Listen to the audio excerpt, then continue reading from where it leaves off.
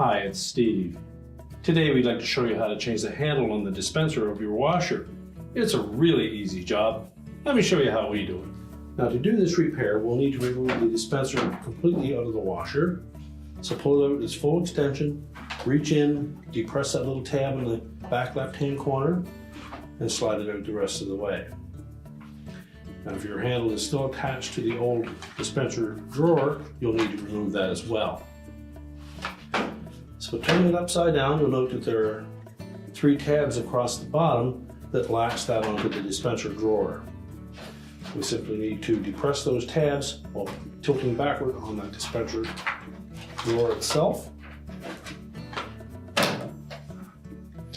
Tilt it back, then lift it off. Then discard the old drawer handle or drawer front.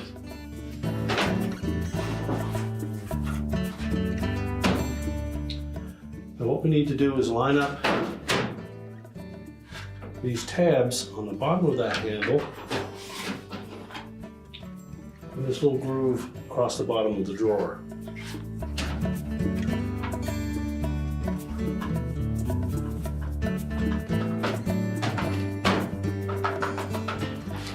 Right in the very center, there's a little divider. We need to make sure that we line that up with that little slot in that center tab.